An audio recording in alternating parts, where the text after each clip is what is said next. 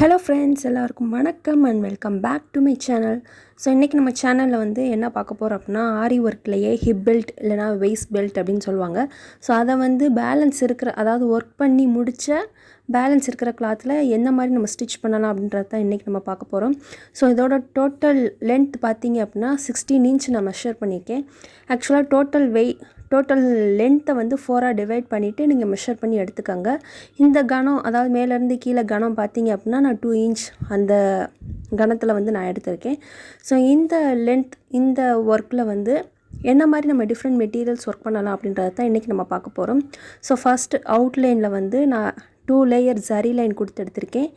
என்ன brand use பண்ணியிருக்கேன் அப்படின்னா, இந்த இதில் வந்து டயாலஜி பிராண்ட் வந்து கொஞ்சம் பளிச்சுன்னு நல்லாயிருக்கும். ஸோ அந்த இதை நான் வந்து 2 லேயர் ஸ்டிச் பண்ணி நான் எடுத்திருக்கேன். அடுத்து ஃபுல்லாக செக்குடு லைன் போட்டு நான் எடுத்திருக்கேன். ப்ளவுஸ் வந்து செக்குடு லைன் அப்படின்றதுனால ஹிப்பெல்ட்லேயும் நான் வந்து செக்குடு லைன் போட்டு எடுத்திருக்கேன். இந்த செக்குடு லைன் ஃபுல்லாத்துலேயும் நம்ம வந்து கர்தானா பீட்ஸ், கோல்டுலேயே கர்தானா பீட்ஸ், கிளாஸ் கோல்டு இல்லை, பிளெயின் கோல்டு, இந்த கோல்டுலேயே கர்தானா பீட்ஸ் எடுத்துகிட்டு நான் ஃபுல்லாக ஸ்டிச் பண்ணி எடுத்துக்க போகிறேன். நார்மலாக நீங்கள் சுகர் பீட்ஸ் எடுத்து ஸ்டிச் பண்ணுறீங்க அப்படின்னா 2 சுகர் பீட்ஸ் இல்லைனா ஒரு சுகர் பீட்ஸ் எடுத்து தைக்கலாம். பட் ஆனால் கர்தானா பீட்ஸ் அப்படின்றப்ப நீங்கள் ஒவ்வொன்றா எடுத்து தைச்சிங்கன்னா தான் நல்லாயிருக்கும். அதுவும் இந்த கர்தானா பீட்ஸ் ஓரத்துலலாம் ரொம்ப கொஞ்சம் ஷார்ப்னஸ் இருக்கிற மாதிரி பார்த்துக்கங்க, இல்லைனா நூல் வந்து பிசுறாகும்.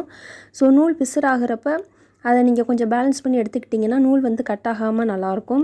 ஸோ அதையும் நம்ம பேலன்ஸ் பண்ணிவிட்டு ஃபுல்லாக ஸ்டிச் பண்ணிவிட்டு எப்படி இருக்குது அப்படின்றத பார்க்கலாம். இதில் வந்து எனக்கு கொஞ்சம் ஸ்ட்ரக் ஆணுச்சு. ஏன்னா அந்த கிளாஸ் பீட்ஸ் அந்த எண்டிலலாம் பார்த்திங்கன்னா கொஞ்சம் நல்லா ஸ்க்ராம்பிளாக இருக்கிற மாதிரி இருந்துச்சு. ஸோ அதனால் நான் கொஞ்சம் மெதுவாக தான் ஸ்டிச் பண்ணி எடுத்திருக்கேன். ஸோ அதை ஃபுல்லாக ஸ்டிச் பண்ணிவிட்டு எப்படி இருக்குது, அடுத்து என்ன மாதிரி ஒர்க் பண்ணலாம் அப்படின்றத இந்த வீடியோவில் நம்ம பார்க்கலாம்.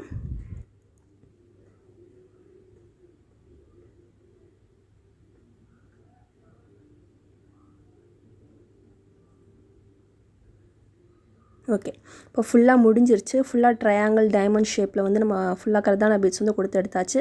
சென்டரில் வந்து 4 mm ரவுண்டு ஃபிட்டிங் குந்தன் வந்து நான் நல்லா ஸ்டிக் பண்ணி நான் எடுத்திருக்கேன். அடுத்து வந்து ஒரு வீட் பீட், ஒரு சுகர் பீட், ஒரு வீட் பீட், ஒரு சுகர் பீட், இந்த மாதிரி 3 லைனாக எடுத்துகிட்டு ஃபஸ்ட்டு வந்து இந்த மாதிரி நம்ம ஸ்டிச் பண்ணி எடுத்துக்கலாம்.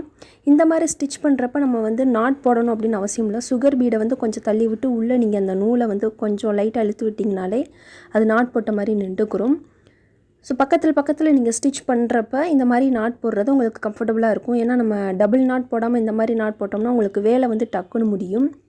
ஸோ ஃபஸ்ட்டு 2 லைன் சைடில் வந்து போட்டுட்டு அடுத்து நடுவில் இருந்து இந்த மாதிரி நம்ம ஸ்டிச் பண்ணி எடுத்துக்கலாம்.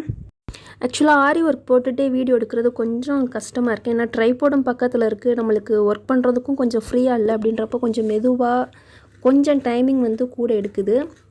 ஓகே, ஸோ அந்த மாதிரி நம்ம பக்கத்தில் வந்து இங்கே நாட் போட்டுக்கலாம். ஒவ்வொரு இடத்துலையும் கொஞ்சம் ஸ்பேஸ் விட்டு ஒர்க் பண்ணுறீங்கன்னா அங்கங்கே நாட் போடுறது கொஞ்சம் பெஸ்ட்டாக இருக்கும். இப்போ அடுத்து வந்து இந்த 4 mm ரவுண்டு குந்தன் ஸ்டோன்ஸுக்கு பக்கத்தில் நம்ம வந்து நம்பர் 2 ஆன்டிக் பீட் வந்து ஸ்டிச் பண்ணி எடுத்துக்க போகிறோம். இப்போ நான் வந்து ஃபுல்லாக ஸ்டிச் பண்ண போகிறதில்ல, 4 சைடு கார்னரில் மட்டும் நான் ஸ்டிச் பண்ணி நடுவில் வந்து வேறு ஏதாவது ஒர்க் பண்ணலாம் அப்படின்னு சொல்லிட்டு ஐடியாவில் இருக்கேன். இப்போ வந்து ஃபஸ்ட்டு ஒரு பீட் ஸ்டிச் பண்ணிவிட்டு ஒரு எம்டி ஸ்டிச், பிளெயின் ஸ்டிச் கொடுத்துட்டு அடுத்து இன்னொரு பீட் ஸ்டிச் பண்ணி எடுத்துட்டு அடுத்து ஒரு எம்டி ஸ்டிச் இந்த மாதிரி கொடுத்து எடுத்திங்கன்னா 4 சைடு கார்னரில் உங்களுக்கு வந்து பீடோட ஸ்ட்ரக்சர் வந்து கரெக்டாக வரும். ட்ரை போட்டிருக்கனால எடுக்கவே முடியல. ஓகே, ஸோ இந்த சைடு ஸ்டிச் பண்ணிவிட்டு ஒரு பிளைன் ஸ்டிச், அதாவது கரெக்டாக அந்த நம்ம ஸ்டிச் பண்ணுற பீடு வந்து அந்த கார்னரில் கரெக்டாக இருக்கணும். ஓகே, இப்போ இந்த இடத்துல நம்ம என்ன ஸ்டிச் பண்ண போகிறோம் அப்படின்னா, நான் வந்து ரைஸ் பீட் எடுத்திருக்கேன். இந்த ரைஸ் பீட்ஸில் வந்து ஒரு ரைஸ் பீட், ஒரு சுகர் பீட், இந்த மாதிரி எடுத்திருக்கேன். ஒரு ரைஸ் பீட் ஸ்டிச் பண்ணிவிட்டு ஒரு சுகர் பீட். ஓகே, இந்த மாதிரி நம்ம ஸ்டிச் பண்ணிவிட்டு நாட் போட்டுக்கலாம். ஸோ இதே மாதிரி 4 கார்னர் 4 இடத்துலையும் ஸ்டிச் பண்ணிவிட்டு எப்படி இருக்குது அப்படின்றத பார்க்கலாம். ஸோ இது வந்து இந்த அமைப்பு எப்படி இருக்கும் அப்படின்னா, ஒரு சக்கர அமைப்பு மாதிரி இருக்கும். பார்க்குறதுக்கு ரொம்ப சூப்பராக இருந்தது தூரத்துலேருந்து பார்க்குறதுக்கு. ஸோ ஒர்க் பண்ணிவிட்டு எப்படி இருக்குது அப்படின்றத நான் காட்டுறேன். அதோட ஃபுல்லாக ஃபினிஷ் பண்ணிவிட்டு எப்படி இருக்கும் அப்படின்றதையும் நான் காட்டுறேன். நெக்ஸ்ட் வீடியோவில் இந்த ஹிப்பெல்ட்டை எப்படி ஈஸியாக ஸ்டிச் பண்ணலாம் அப்படின்ற வீடியோவையும் நான் தனியாக அப்லோட் பண்ணுறேன்.